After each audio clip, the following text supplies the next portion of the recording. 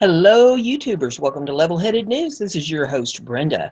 This is the second of 3 episodes that I have for you this morning. Articles in this episode and all the URLs are listed in the description of this video for your convenience.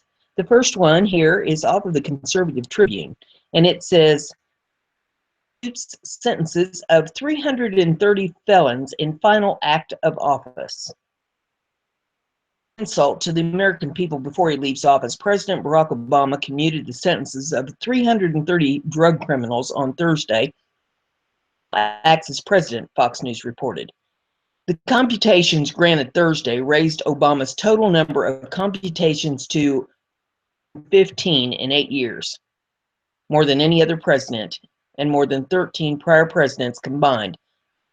Washington Examiner. The number includes 568 convicts serving life sentences. Right. 568 convicts serving life sentences have been. The 330 computations on a single day also broke a record as Obama sought to pursue one of the pet issues of his second term, reform, in which Obama's case apparently means trampling on laws he or his base disagree with. Of course, the White House didn't describe it that way. The president set out to reinvigorate clemency, and he's done just that, White House counsel Neil Eggleston told reporters. And there is related video in this if you want to pull it up to take a look at it. It says the White House said that it was granting clemency on drug offenders, making the move a question of righting injustice. Wanted the opportunity to look at as many as he could to provide relief, Eggleston said, and justice of sentences that were imposed in many situations, and he has a strong view that people deserve a second chance. Why Breitbart reports 4 members of a Mexican drug cartel were among those who had their sentences commuted in the president's final week in office, considering they were sentenced to life in prison. It was quite a gift. Senior Edward Moreno, Lazaro Moreno, and Luis Moreno, a group of brothers from the border town of Roma, Texas, were convicted of running a criminal organization that distributed pounds of marijuana for the Gulf Cartel. Now, were the Moreno brothers convicted of crime by themselves? No, of course not. They just facilitated the distribution channels of an illegal product that funds one of the most violent, murderous groups of individuals in the world. The White House doesn't like to point out when it comes to these nonviolent criminals.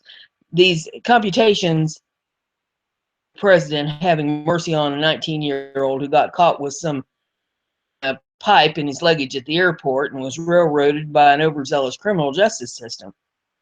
Most all deal with individuals who facilitated the distribution of illegal drugs by violent criminal syndicates that murder untold thousands of innocent people across our nation and around the world. Disgusting. But I'm not done yet. The next article is off of freebeacon.com. Obama official issues ammunition ban for federal lands on last day in office. U.S. Fish and Wildlife Services Director Dan Ashby ordered a new ammunition ban for certain federal lands on Thursday in office. The ban, which took effect immediately, eliminates the use of lead-based ammunition on federal lands like national parks and wildlife refuges, as well as any other land administered by the Fish and Wildlife Service. The ban is expected to have a major impact on much of the hunting that takes place on federal lands across the United States. Ammunition is widely legal and used throughout the country. Ash said the order was necessary to protect wildlife from exposure to lead. Exposure to lead ammunition and fishing tackle has resulted in harmful effects to fish and wildlife species, Ash said. According to the U.S. Geological Survey, lead poisoning is caused by absorption of hazardous levels of lead. Ingested lead pellets from shotgun shells have been a common source of lead poisoning in birds. The order continued.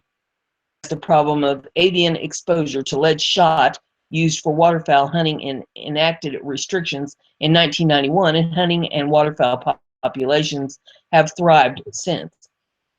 Ammunition continues for other forms of hunting, presenting an ongoing risk to upland migratory birds and other species that ingest spent shot or as a result of predating or scavenging carcasses that have been killed with lead ammunition and left in their field. Many states have enacted non-toxic shot and ammunition requirements to address this concern. Gun rights activists expressed outrage at the last-minute move, labeling it political. The National Shooting Sports Foundation called for agency's next director to immediately rescind the order. It is irresponsible and driven not out of sound science but unchecked politics, said Lawrence Keene, president.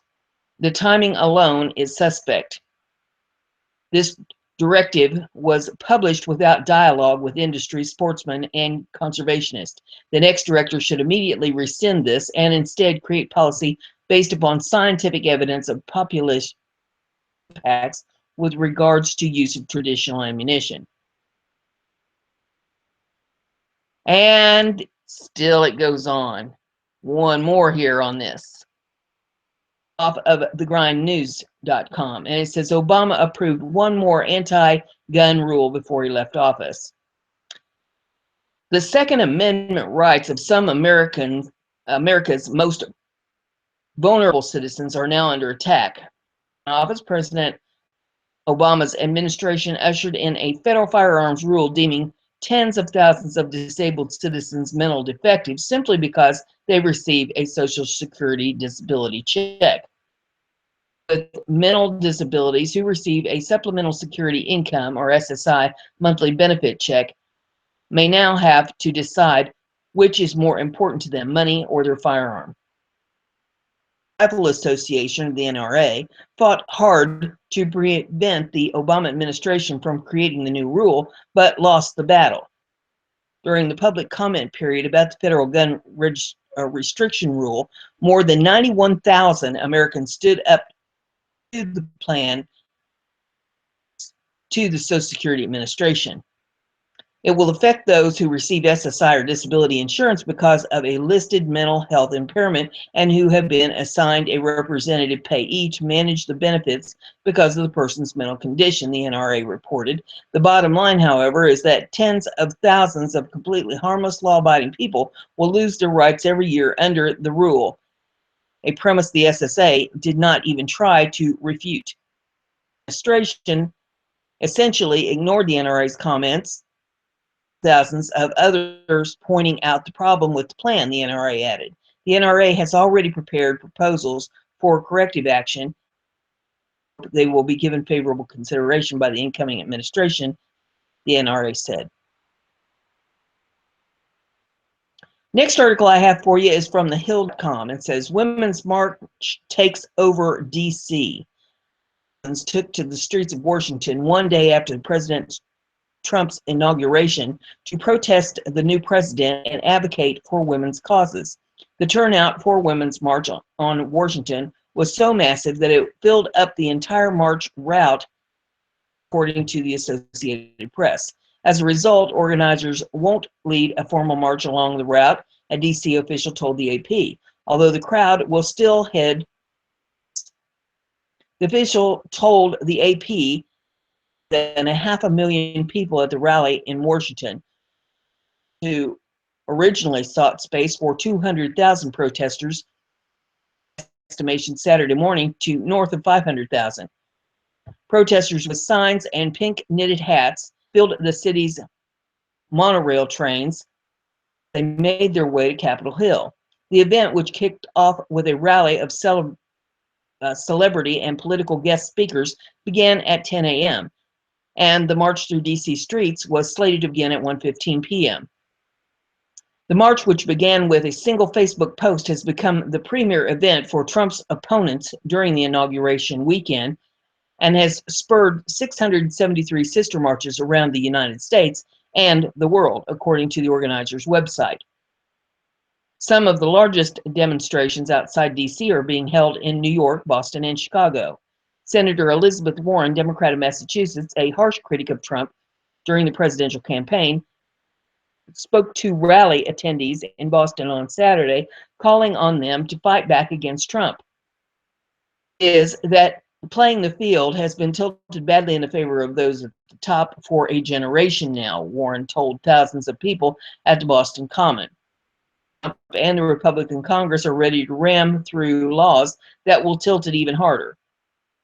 In Iraq to Germany and Mexico are also slated to host sister marches. Trump by name, the mission statement cites the rhetoric cycle as it calls for unified grassroots change. Washington will send a bold message to our new government on their first day in office that women's rights are human rights, the website reads. Feminist icon Gloria Steinem, an honorary co-chair of the event. Steinem's message for Trump was, "Do not try to divide us." A rousing swell of cheers from the crowd. Muslims to register, we will register as Muslims, Steinem said. Planned Parenthood Federation of America's President Cecile Richards, who campaigned Hillary Clinton, is leading the fight against GOP efforts to cut all federal funding of the organization. Who also appeared included Senators Cory Booker, Democrat of New Jersey, and Kirsten, Democrat of New York, who took pictures with rally-goers, and Senator Kamala Harris, Democrat of California, who spoke at the rally. Celebrities like Michael Moore, Ashley Judd, and America also spoke. The next article I have for you is off of thegatewaypundit.com. And I'm waiting for the hamster to catch up with me and get everything running correctly here. I'm working it hard with all these articles this morning. Okay, here we go. It's an update. It says left-wing domestic terrorist charged with conspiracy for plotting attacks on the Deploraball. Domestic terrorist was charged with conspiracy for plotting deadly attacks on the Deploraball party in Washington, D.C. James O'Keefe and Project Veritas exposed the violent plot in an undercover investigation earlier this week. Activist and author Mike Cernovich on Periscope, and there is video in this if you care to take a look at it. It says prosecutors say Scott Green, who was featured in a Project Veritas report last week, was charged with conspiracy. The Deploraball party on Thursday night was great success despite the terrorist plots and despite the violent leftist thugs outside the venue. J20 protesters, well, actually, this is off the Washington Times, says disrupt J20 protesters dismissed a joke Project Veritas video showing activists supposedly planning to shut down Thursday night's Deploraball by setting off a smoke bomb or sprinkler system, but DC police weren't buying it. And arrested Thursday night for conspiracy to commit assault at the event was among the activists featured in an undercover video released this week, according to court documents made public on Friday. Scott Ryan Charney was one of the three men caught on camera discussing plans to set off fire alarms and spray butyric acid, an ingredient commonly used in stink bombs, at the National Press Club, where the Party for Donald Trump supporters was held Thursday night. Veritas video, Mr. Charney is identified as Scott Green, the document states. Project Veritas this week publicly released an undercover video taken December the 18th that shows three men associated with the DC Anti-Fascist Coalition and Disrupt J20 group, discussing plans to disrupt the Deploraball. After the release of the video, Disrupt J20 organizers said the activists in the undercover video figured out the Project Veritas investigator was a plant and gave him false information about what they felt was the most humorous red herring available. A false plot at an event called the Deploraball. Right. The next article I have for you is off of Breitbart.com, And it says Saturday Night Live writer tweets Barron Trump will be America's first homeschool shooter. Katie Rich, a writer for Saturday Night Live, launched a personal attack on President Donald Trump's young son, Barron Trump. Barron will be this country's first homeschool shooter, Rich wrote on Friday in a tweet that has since been deleted.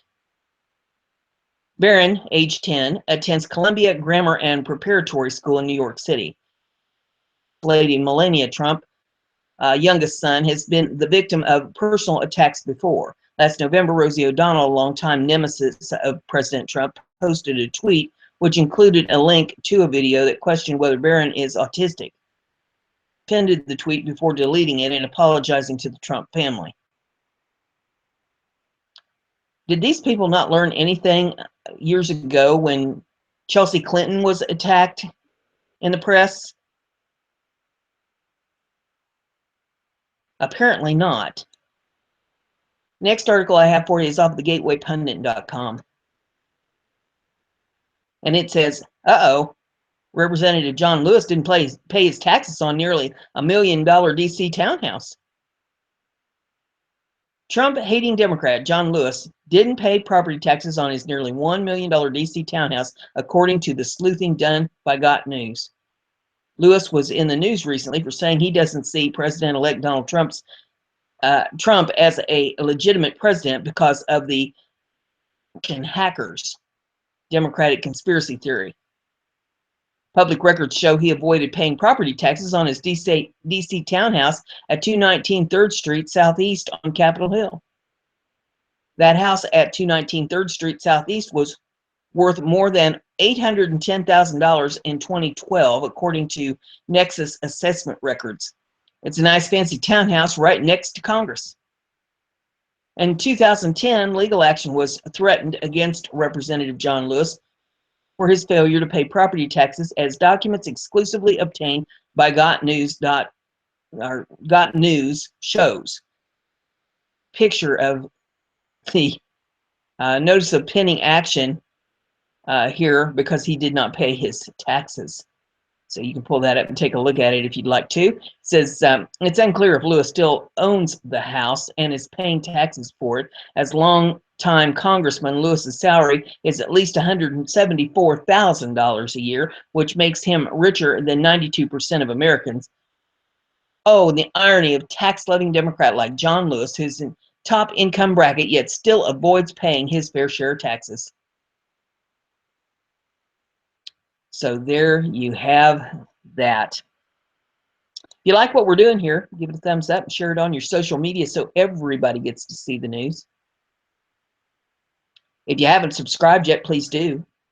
There's a little button beside that subscription thing. It looks like a little bell. If you click that, a little box pops up that you can check, and you'll get email messages every time I put a show up, and that way you'll stay informed. I've got one more episode this morning. See you then.